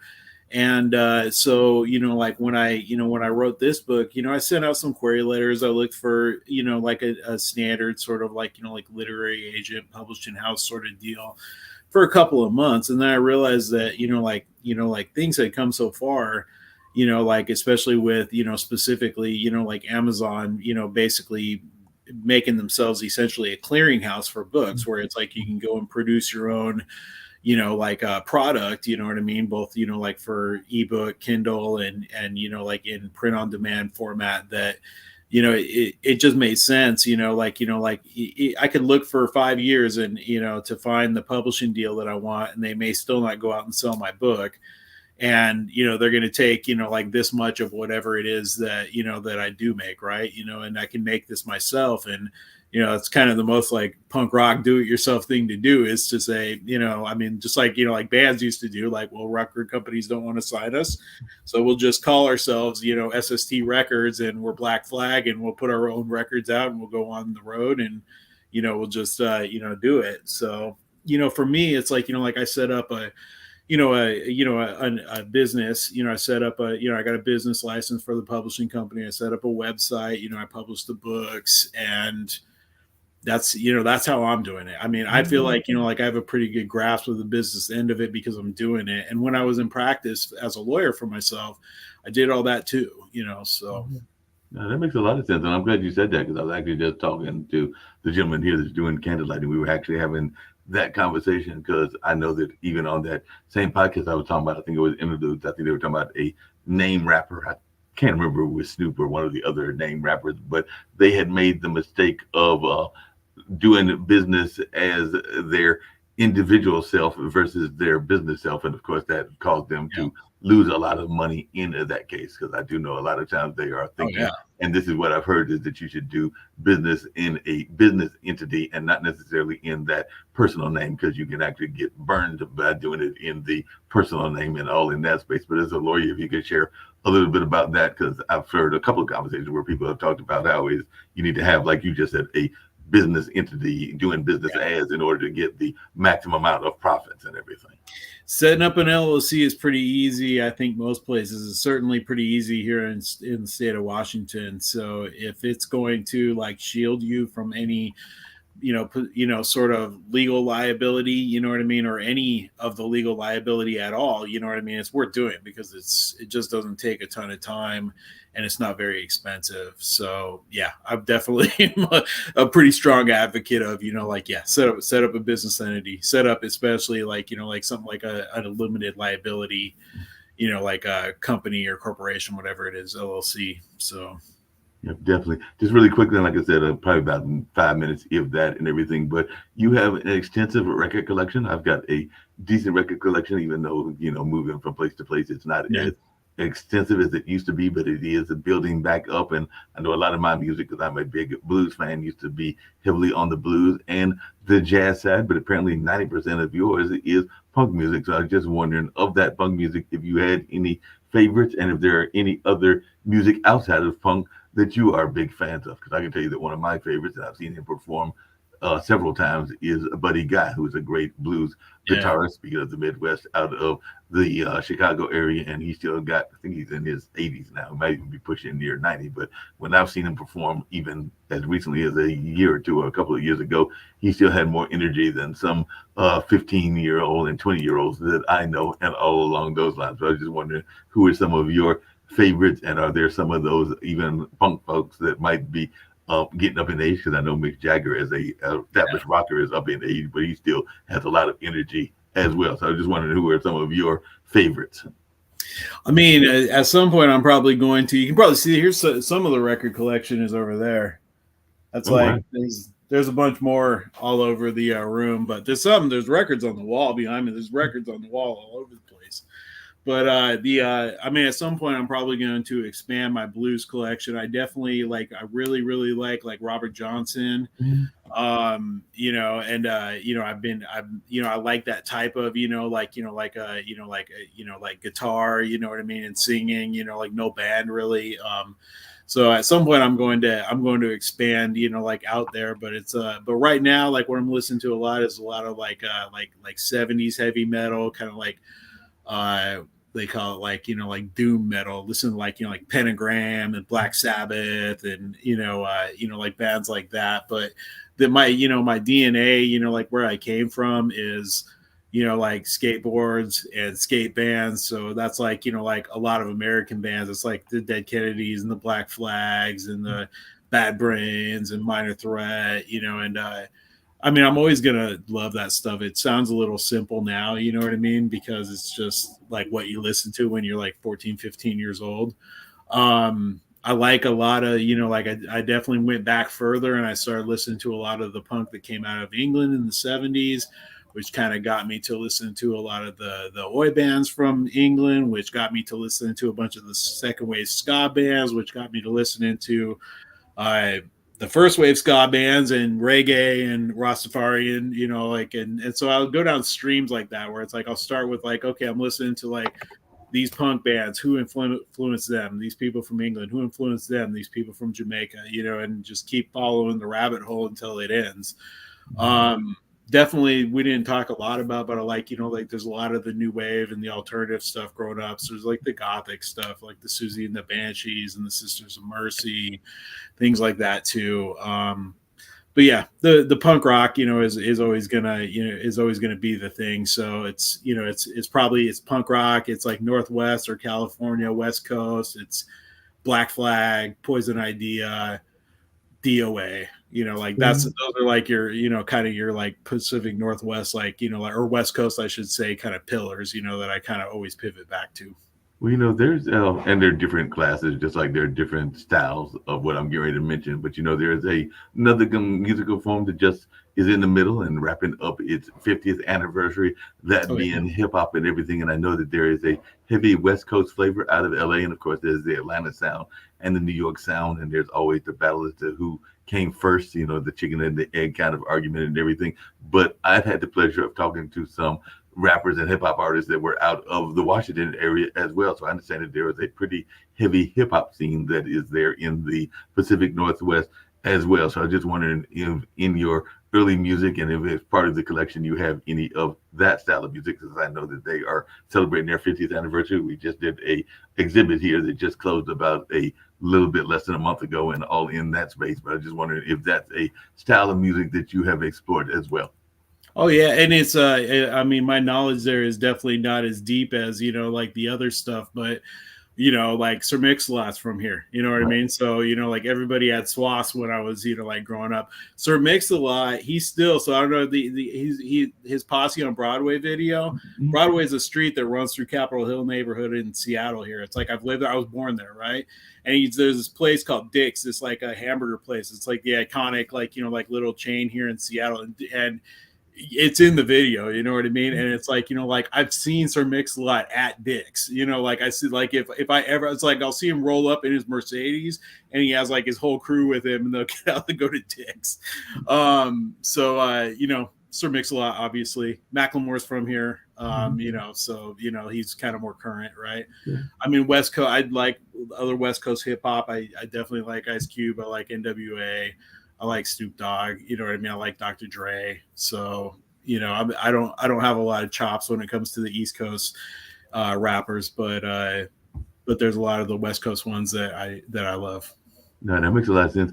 You know, one of the things that when I was in school and even when I worked at a newspaper was talked about was this notion that as a society continued to grow, that it would be more blending of music. I've got a friend that's a funk musician, very much into George Clinton and Parliament and Funkadelic, and Yeah. even he talks about just good music and being a supporter of good music. And I think that that was even a famous jazz artist. I can't remember whether it was Miles Davis or John Coltrane, but they were asking him to define his music, and he basically was given an answer that he just liked to provide good music and didn't like it to have a label and all along those lines. But I just wondered your thoughts about that. Do you feel that our musical genres are becoming more blended? Because I've been feeling that way for decades, that a lot of the sounds are blending together.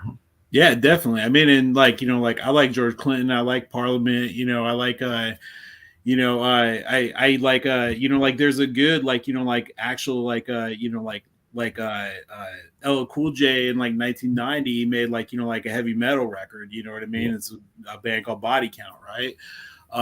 You know, there's definitely like always been a lot of like, you know, like punk rock and like kind of thrash and metal crossover with like the skateboard bands like Suicidal Tendencies and DRI. And there's, you know, there's crossover all over the place, you know, and it's interesting. It's like interesting because you get sick of listening to like, you know, like I can have, you know, like 600, you know, like records by like, you know, like bands that sound the exact same, you know, way as like, like a lot of like punk rock music is pretty narrow. It's a handful of like power chords. People are playing on guitars and they're screaming into mics. But when they start to like mix it in, you know, with, you know, like new wave, you know, sounds or like gothic sounds or metal sounds, you get interesting new stuff, you know what I mean? And it's always worth like experimenting. It's always worth like mixing stuff up like that. Yeah. Yeah, I just wish that more of that crossover would come into other parts of our society as well. Because I know one of the things that we talk about on this network and just in general, even on some of our news shows, is this divisive nature that's going on. We've been seeing definitely a rise in anti-Semitism, but even before that, it was anti-Asian hate and definitely Black Lives Matter and some of the Black hate and some of the Latin hate and everything else. But it definitely seems like we're become a more polarized nation and a more polarized world. But the one time that people are not polarized is when they go hear good music or sometimes just good theater or good other things that are in the creative space. So I wish that some of that unity that we see from creativity would be more in the rest of society. But I just wanted your take on that because we do seem to be in a very polarized time, but people aren't as polarized when they're in their creative lanes. Because my dad is actually a artist. He does photography and he does some board art and some other styles of art as well. And I can tell you that his audience that comes to see his art is a very eclectic mix. I'll just leave it at that and everything. But I just wanted your take on that. Is whether there could be a way that we could bring some of that unity to the greater population. I think, you know, to me, I think that, you know, like politics is to blame, you know, like for, you know, like most of the divisiveness. So like I was saying, I grew up in Tacoma, right? And then, you know, Tacoma, grew up in South Tacoma. It's, you know, like a pretty predominantly like Korean neighborhood. My best friends growing up were like Korean kids, you know, like, and, you know, like, you know, the thing about it is that, so I don't want to say this, you know, it feels like to me, like, you know what I mean? Like the divide, like most people have is, you know, is like framed as, you know, like cultural and racial. And there certainly are differences between cultures and races, you know what I mean? But what I think that, you know, like what I think makes the divide is like manipulation from, you know, like people with political agendas. And a lot of times I think that is strictly has to do with like, you know, like money, socioeconomic status and power. And the thing is that most people that are in like, you know, the space of, I'm an attorney, but I work for the city of Seattle. I'm not a millionaire, you know, I'm a municipal employee. And it's like, I feel like, like most people that are, like in the space of being, you know what I mean, just kind of normal people have more in common with everybody else, you know what I mean? But like, like people in like, like political spaces or in more socioeconomically privileged spaces, generate, like manipulatively, like generate things to, to play, like people off one another. And one of the places where they haven't really been able to like accomplish that, as you pointed out, is like in art and music, like where, you see, people, like able to like mix these genres and enjoy things from different, like cultural perspectives independent of that, so it's like you have like an example, something where you see like, like, look, this works perfectly fine. You know what I mean? Like when you take, this, manipulation coming from people that have an agenda to keep people divided out of it, No, I definitely agree with you on that. You mentioned earlier that your wife was in the computer field and all along those lines. And the other thing that I've heard people talking about a lot lately is AI, and definitely that was even part of the Hollywood conversation and the recent Hollywood strike and everything. But I just wonder, because I'm sure that even when y'all are home together, maybe even if you've got kids, and I don't remember if you said you did or not, conversations with the folks that you know in your circles, and you did mention that she was in IT. So I'm just wondering, do you feel that AI and even some of the social media is a part of what's going on with our way of division as well? Because I am a big fan. I'm doing a live stream, so definitely I'm a fan of live streaming. I'm even a fan of Instagram and LinkedIn and a number of other social media sites. But I've also gone to restaurants where I've literally seen people having more conversations with their friends on social media than they were with the family members that they were hanging out with, and all along those lines. So I just wondered your take on that, and even your perspective as one that is attached through marriage to somebody that is in that field. So sum it up for me again. I didn't quite get the question there. I was just wondering your thoughts around social media and the impact of social media, and whether it is a positive or negative within society. Because like I said, I do remember your wife was in that field, and I don't know if she works for Facebook or one of the other major ones, because I know there are a lot of ones that are there in the Midwest. I mean, the far west. Yeah, it's a hard question, because it's got, like a couple different answers. Because the thing about it is that like when I think about, I've lived about half my life in kind of a analog world, and now I've lived about half my life in, like a pretty like connected, like technology based world. And the thing, what I mean, like, like I love about, like now versus then, is that, like there's ready access to information. So like, like things when I was a kid, I would just sit and wonder, I wonder, what the answer to that question is. Who was in that movie? Who wrote that book? What was that thing? Where's that place? You don't have to think about that anymore, because you can just get on your phone or get in front of your computer and you can find out like now, The other thing though is that, what I mean? Like, like your work issues you an iPhone, what I mean? Your work gives you a laptop, what I mean? Like you're supposed to be connected all the time.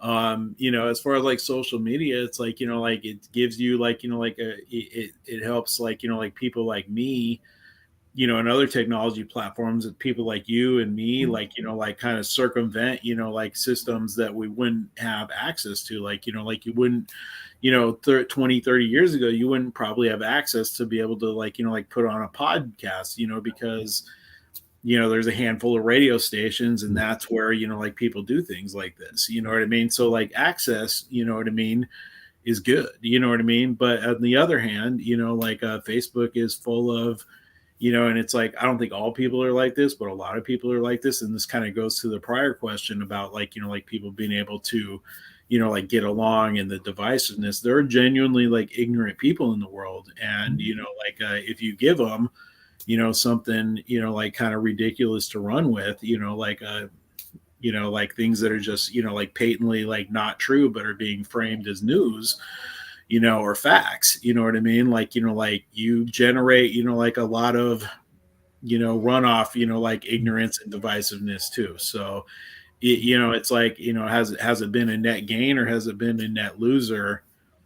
I don't know. You know what I mean? I like, I like access. I like information. I like the ability to, like do an end run around, having to get a record company or a publishing house or, radio station. But at the same time, like, we're talking about, like ignorance. We're talking about divisiveness. We're talking about bullying. We're talking about going back to the conversation about suicide, right? Yeah, I don't know. Like you said, it's an interesting question is the one we've even been talking about here on the network and everything. I'm gonna give you a full screen. Like I said, I went actually a little bit over than I thought I would, but I was there really enjoying our conversation. Like I told Douglas, hopefully you'll come back, but definitely I will want you to give how you can be reached. If you got any other closing thoughts about your book and everything along those lines, and any message of positivity and hope that you want to share with the audience as well. So I'm gonna give you the full screen, and if you want to share both how you can be reached, any final words you've got about your own projects and everything, and of course that message of positivity and hope. And then after that, I'll give a couple of these PSAs, and we'll call it another episode of the Online Dinner Party. But I found a good time at dinner with Douglas and Chris on this particular episode, and I hope they'll make a return trip. But right now, I'm getting ready to give you the full screen. Yeah, I'll definitely I'll come back anytime you want. You know, as far as you know, like reaching me, pretty easy to reach. The best way to get a hold of me is probably through the publishing house's website. So that's blandcoffeepublishing.com. And the books are 3 novellas. They're Sleeping in the Daytime, Courting Mediocrity, Squatting in the Shadow of an Ant. They are combined in a volume in a hardback as the complete Down and Out in Seattle and Tacoma series. They're available in the individual novellas on Kindle and as paperbacks. So you can definitely you can shop at the website. And if you search Chris Stockwell, you know, you're going to find me on Facebook. You're going to find me on Instagram. I'm pretty easy to find. The email for the publishing house is info@blandcoffeepublishing.com. As far as you know, like a message of hope, I would just say this is about all I know, and I learned this mostly in recovery. I'd say I probably learned this, you know, from here's the thing is that, you know, I can't do anything about, you know, like what happened yesterday, and I don't know what's going to happen tomorrow. The only thing I have any control over is like right now. I, you know, personally find myself, you know, like looking ahead to a couple weeks, a month, a year, and trying to, you know, like figure out how things are going to go, and, you know, becoming anxious about it. And so like part of my recovery from anxiety is to just stay in the moment. You know, there really isn't anything that I can do except for the next thing. And when I focus on that one next thing, all the other things don't seem so scary and bad. That makes a lot of sense. I love that advice and everything. As I was wrapping up and thinking about it before I hit these PSAs and everything, I did have to ask you just one other quick question, because thinking about TV and pop culture and everything, I was a fan of Quantum Leap, and there was a popular actor named Dean Stockwell. So I was just curious if there was any relationship or anything along those lines, because he was part of that area, and I think he was originally from the New Zealand area, or at least he passed in New Zealand. I think he might have been born in Los Angeles and everything, but Stockwell is somewhat of a common name, but not all that common. And he was a child actor. But I was just wondering if Dean, who passed away 2 years ago, had any relationship to you and all along those lines. I think it's possible. There is also like, you know, like a neighborhood in South London that's called Stockwell. My my mom has done a lot of work on genealogy, so I actually do have like a pretty extensive like family tree I can look up. But I will tell you that I was sad when Dean Stockwell died, and I loved Quantum Leap. I'm like a science fiction guy, and I was growing up when that was on. That was like my favorite show, like that, and like Star Trek Next Generation. Like that's what I watched, you know. So yeah, super sad that, you know, Dean Stockwell died. Yeah, I'm definitely a fan of Quantum Leap. Another one that I was a fan of that was one of those science fiction ones, and I can't think of the actual title of it, but it was the one where the early edition where the newspaper would come. Oh yeah. That was I was going to tell you, you were asking about like like AI, Chat GPT. There's their Netflix show Black Mirror. This last season they had the episode with Salma Hayek in it that was about like the you know, completely AI generated like television show within a show within a show within a show. That's good watching. So good. I've seen some of the Black Mirror episodes. I haven't seen that one. I did see the one where they were almost like doing a game show type episode, and I think that was like in season 2 or something like that, where they were literally in they were all in the same kind of environment and everything, and it had like this game show kind of environment going on. And I do remember that episode very much in detail.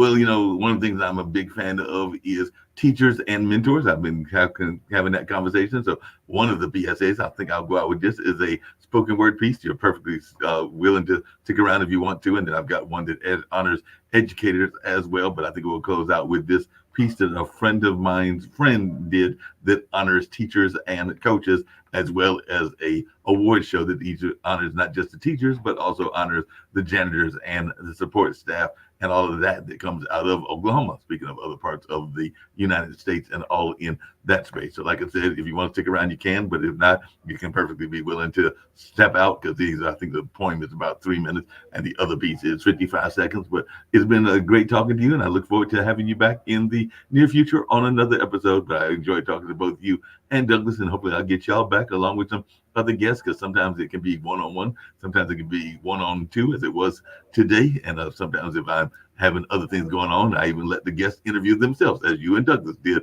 and all in that space. So it's just like a typical dinner party. I never know where the conversation is going to go, and it also depends on where I'm at, whether I'm doing it from my home office or one of my offices, and in this case, it was an office, and all in that space. So definitely look forward to seeing you back in the near future. But right now, we're going to go out with this particular poem about the importance of coaches and mentors, and also that award show. And I might get one other one in as well, but definitely look forward to seeing you back in the near future.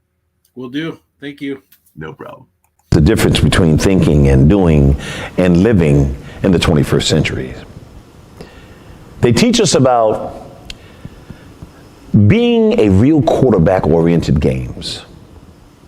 We don't have to just use video games and live in the shadows of good things because of them. We grow up with agility far larger and bigger than we are tall. Parents are the champions and have to be our first life coaches and know-it-alls. Who knows how this came to be? Coaches will ask you if you know your right foot from your left, if you know yourself, if you act knowingly good or bad, if you can move and negotiate a field with style and form, if you can tackle or throw a pass, or if your last name is that of a clown, if you can let someone know on the team that you are in trouble before you cause yourself or someone else trouble.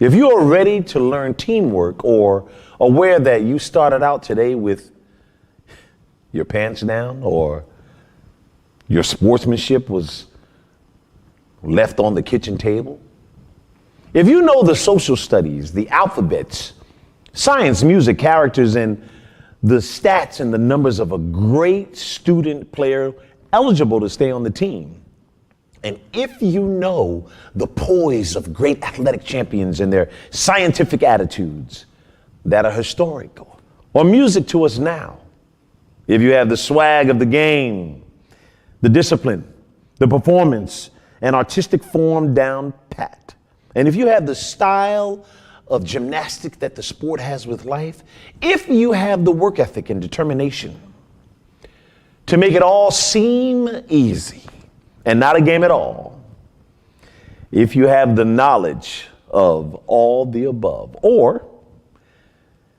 you don't know things like this even make the difference. I think that when it comes to the importance of parents and their field and self-knowledge, wisdom, virtues, and courage, their teachings, love, respect, care that they illustrate on the field and in the grind of life with their actions and their ideas, experiences, muscle, and strategic magic and skills wrapped around us with their priceless love.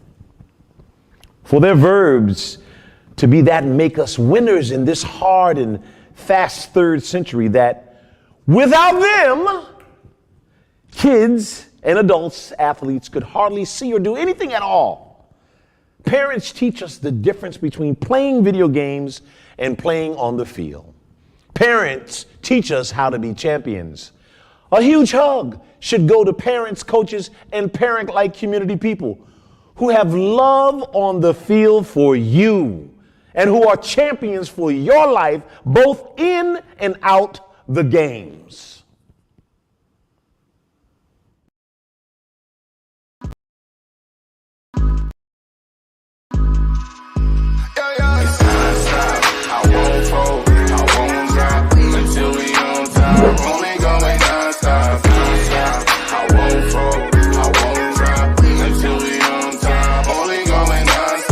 I want to thank everyone for coming to the 2020 TAF Awards. This was a show like no other, people. This is the Grammys for dignitaries, educators, and support staff around the state of Oklahoma and worldwide. We cannot do this without the support of the people. So we thank you, I thank you, for being such a dedicated supporter to this movement for the Teachers Appreciation Foundation. I thank you. I won't fold.